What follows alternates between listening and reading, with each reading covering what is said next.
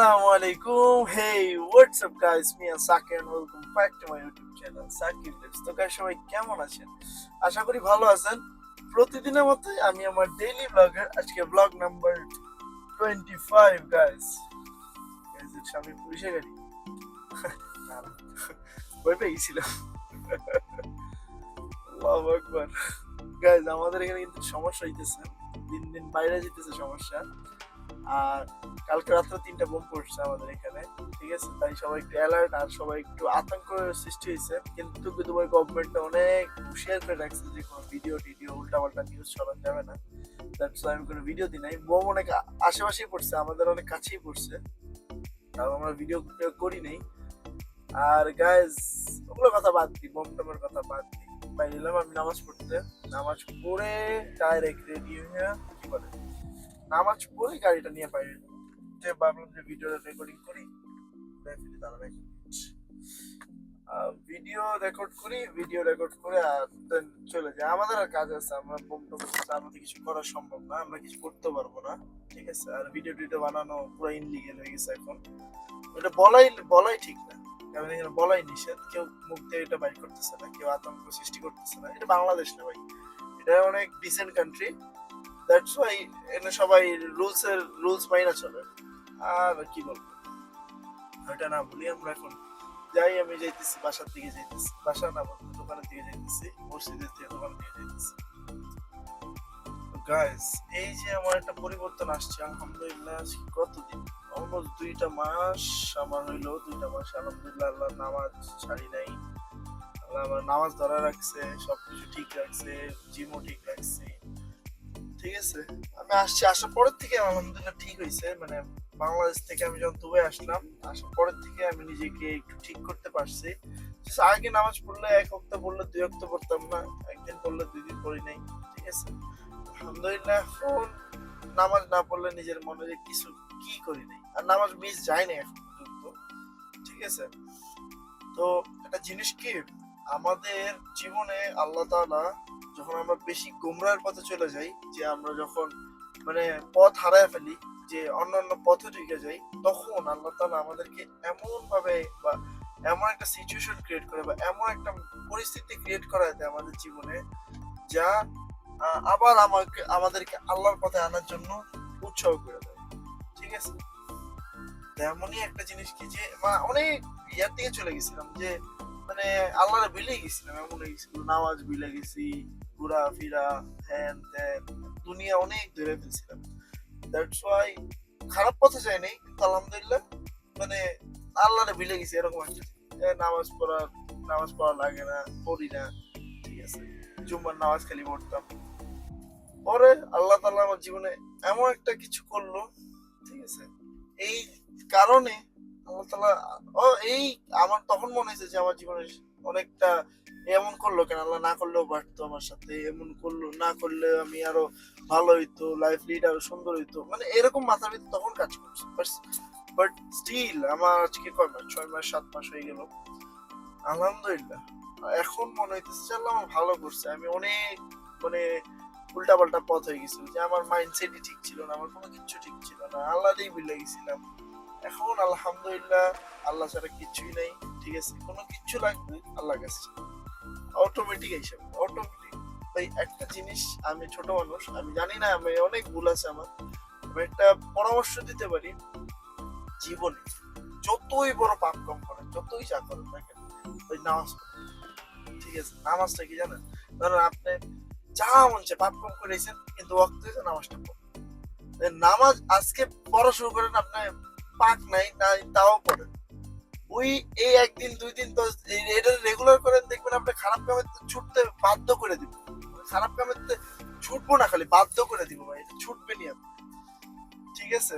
আর এই আল্লাহ তাআলা সবার জীবনে একটা পরিস্থিতি ক্রিয়েট করে দিবে, আমি যতটুকু জানি যে একটা করবেই আল্লাহ, যে আপনার উপর ঠিক করার জন্য, ঠিক আছে? এমন একটা মানুষ দিয়ে দিবে, হয়তো একটা মানুষ দিবে, তার একটা পরিস্থিতি ক্রিয়েট করবে, যে সে বুঝিয়ে দিবে যে তোর জীবনে কেউ নাই, তোর জীবনটা শুধু আল্লাহ ছাড়া আর কেউ নাই। বুঝতে পারছেন? আল্লাহ সবকিছু, আল্লাহ ছাড়া আর কিচ্ছু নাই, ঠিক আছে? এটা মাথায় রাখেন, আর এটা মাথায় রেখে সবসময় চলার চেষ্টা করেন। আর তো গাইস এখন আমি দোকান থেকে আইসা পড়ছি, ইফতার রেডি করি। ঠিক আছে, কালকে ইফতার আনার সময় যে বোমটা পড়ছিল। ঠিক আছে, এখন যাই ইফতার রেডি করে দেন আমি একবারে কি বলে বাসা পরে রাত্রে ওয়ার্কআউট আজকে মনে হয় কি আছে চেস্ট ডে দিন, তো একবার রাত্রে দেখা হবে। ঠিক আছে, আল্লাহ হাফেজ। সো গাইস জিমে এসে পড়ছি, একবারে 40 মিনিট সময় আছে, আর কোনো সময় নেই, তো তাড়াতাড়ি শুরু করি। আর এই যে জিমে এসে পড়ছি, চেস্ট ডে আজকে, চেস্ট ডে বেস্ট ডে, চলুন শুরু করি। আজকে চেস্টের প্রথম আইটেম আমাদের বেঞ্চ প্রেস, আর সব আজকে সুপার হবে, পুরো ফাটাই ফেলবো। প্রথম ডাম্বেল প্রেস আর ফ্লাই একসাথে।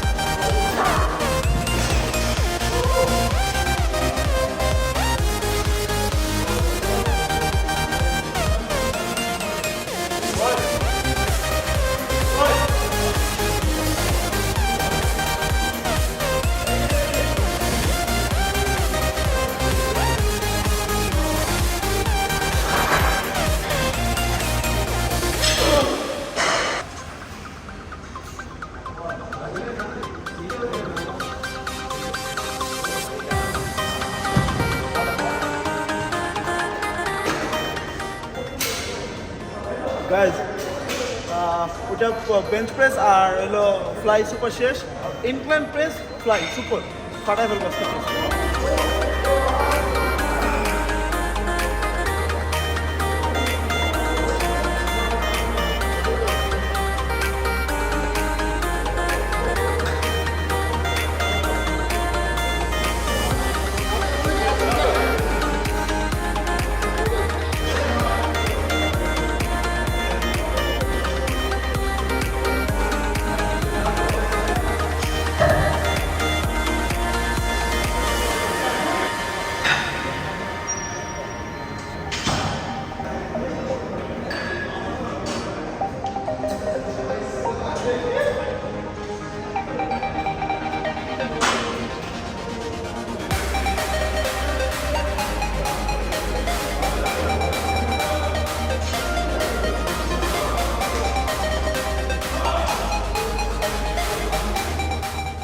গাইজ পরের আইটেম হলো আমাদের ডিক্লাইন প্রেস আর ফ্লাই একসাথে।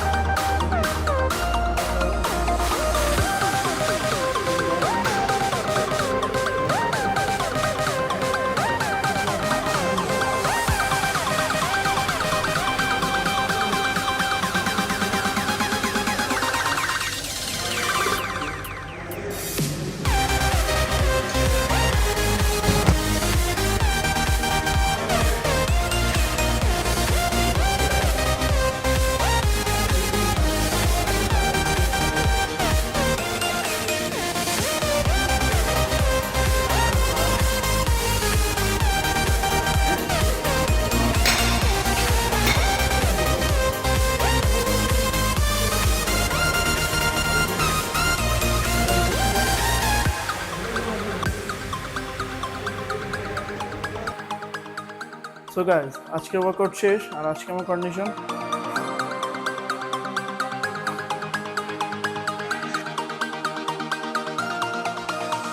গাইজ রমজান মাসের জন্য ভিডিও ওরকমভাবে কন্টিনিউ করতেছি বাস একটা ভালো মানে সময় নিয়ে ব্যায়াম করতে পারতেছি না। দেখা হচ্ছে একটা নতুন ভিডিওতে, সবাই লাইক আর সাবস্ক্রাইব করে আমার পাশে থাকবেন।